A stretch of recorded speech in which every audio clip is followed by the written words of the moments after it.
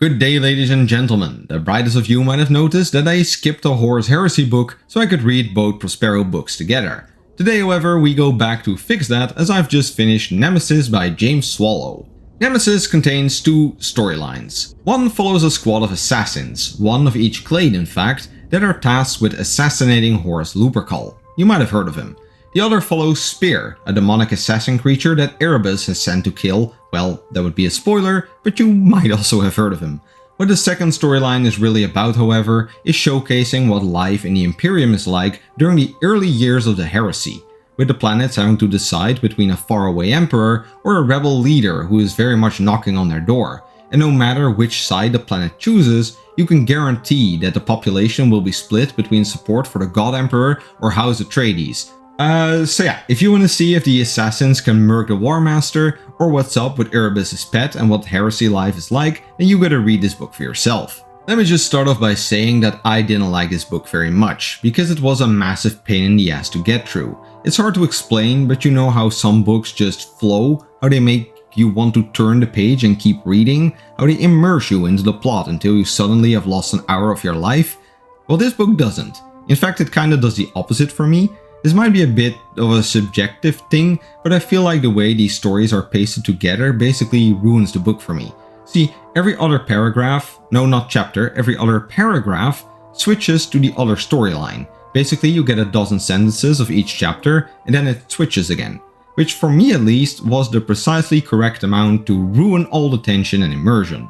It's like one of those YouTube videos with a billion jump cuts. Sure, the video might be good, but you're so annoyed at the erratic nature of it that it doesn't really matter. The book also tries to do this very sad tragedy thing in regards to two of the assassins, but I just couldn't care less. There is so little time spent actually building it up, and it being broken into 24 loose fragments didn't help at all. Normally with books I'm bored during the action scenes and basically biding my time until we get to more character development or drama. With this book I cared so little about all of them that I was instead impatient for the next action sequence to start. There are also some political sections during which we see the leaders of the assassin temples in discussion with Valdor and Malcador. But while interesting from a lore perspective, the emotion also wasn't there for me. Then Dorn also gets involved at some point and goes on an entire rant about how this shadowy warfare is not noble and how he will bring an end to it because it isn't the way the Imperium does things.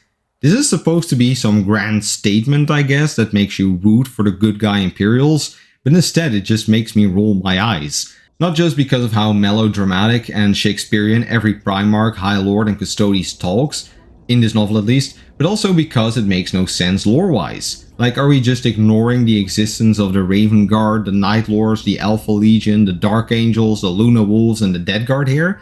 From assassination to nukes and from bioweapons to guerrilla warfare, all are done plenty by the Imperium. And not just by the Imperium, also by the Astartes, which Dorn and Big E claim to be above such filthy methods of warfare.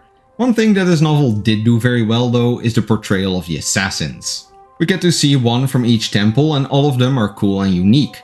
The Vindicare naturally is the calm and collective leader, basically Sniper Batman. The Vanus is a super nerd who is rather upset about having to perform a mission outside of his bedroom. The Calexis is super weird, like even the pariah gene aside, people just don't like being near her. The Eversor is a monster, basically Alucard without the humor, a chemically controlled Doomslayer who has to go to considerable effort to not just kill everyone else on the team. The Kaleidos is weird in its own particular way, someone without an identity or form, basically all pragmatism materialized into a humanoid. The Venom is probably the most boring one, but we also get to see another one who's a bit more interesting. And we see inside their temple, which is a wicked collection of poisonous flora and fauna. This book sets out to hype up the various assassins, to show how they work, what they're like, and how excellent they can be at their job, and in this regard, it gets a straight A. The way it showcases the fear and uncertainty of the everyday man and woman of the post-Isfahan Imperium is also done very well. No one can trust each other, politicians scheme away, and rogue traders try their best to keep tabs on their trade emporia. Everyone has their own little stakes in this rebellion, and this book gives you a proper taste of that. Altogether, I'm giving Nemesis 2 out of 5 drug-fueled nuclear warheads. Nemesis is an excellent book for all those who want to learn more about the assassins. Every temple gets to shine in their own way, and you get an excellent picture of their methods and beliefs. Similarly, for a taste of Warhammer crime during the Heresy, this book is decent. However, the extremely poor, let's call it mixing of the two storylines, really hurts the enjoyability.